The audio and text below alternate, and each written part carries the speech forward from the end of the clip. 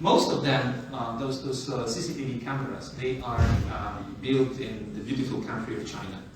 And you know, sometimes when I see them in the locations like special services, like you know, some government buildings, I have some strange feeling that it's not only those people who are using the data from those cameras, but the traffic is actually going somewhere else. Because the standard network protection systems that we have, they more resemble the airport control. So you're checking in, you show your ID, and once you show your ID, you're free to go. No one is doing anything extra. It's just, you know, you can go. A more advanced approach is when you're leaving the airport. Usually they have this like one-way gates. You can go through, but you cannot go back.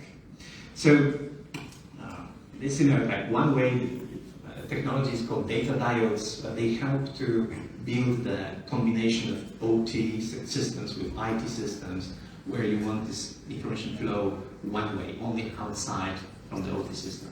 So if there is anyone bad in the IT part, and again, we'll look at the guys like Ukrenergo and the Black Bear situation, when someone penetrated the IT system first, and from there they managed to kill the actual production of the energy a couple of years ago, but you know, it's still a valid story.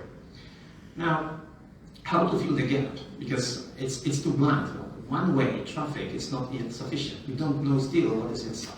And here is the technology called Data Guard that Forcepoint has built at the, let's say, years when we were part of Ethereum, and this was especially used in the critical infrastructure, the places where you need to have controlled data flows, not only direction but also content control.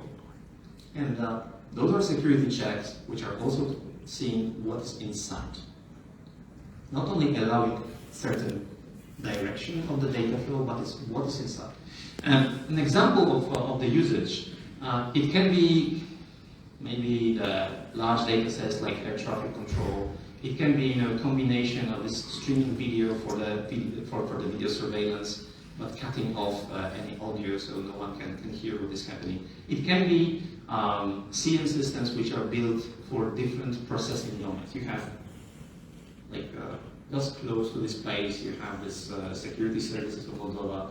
You can imagine that they are building separate CM system for secret information and separate system for the public information. But now you have two CMs. How do you, as security manager, how do you actually figure out what is happening in those two domains together? So we can use the data guard as a bridge between different networks with different levels of security, different levels of content sensitivity, and provide the data information, data flow in a controlled way,